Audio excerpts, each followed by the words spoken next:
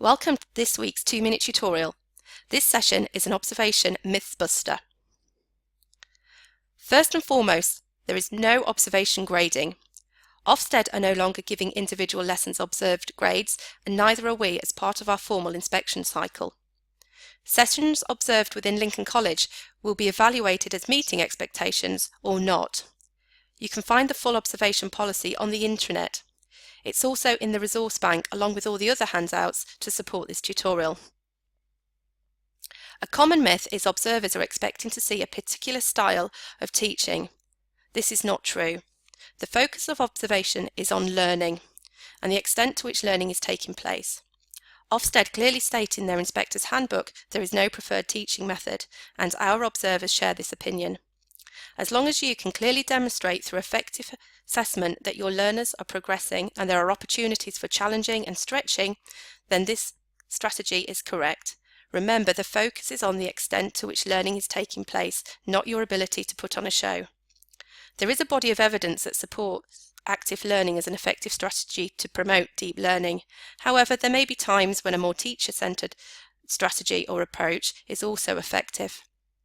Observers are expecting to see variety and pace in a session, but variety and pace that is appropriate to your learners and ensures effective, optimal and enjoyable learning is taking place. You will not get negative feedback if you have to wait to get into your classroom because somebody else is using it. Observers are well aware that these types of issues occur in large colleges such as ours. It inevitably happens. Everyone should take responsibility for finishing their lessons on time to ease the situation. However, if you are following another colleague into an area, it is important that you set up the classroom to meet the needs of your learners and also to deliver the session that is suitable.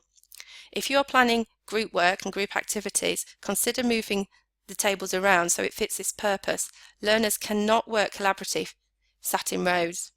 Involve your learners in any furniture rearranging.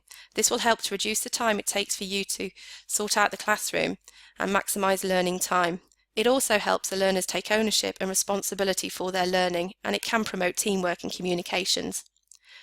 Whilst your learners are rearranging the furniture, you could be logging onto the computer so everybody is ready to start the session at the same time with an engaging starter activity.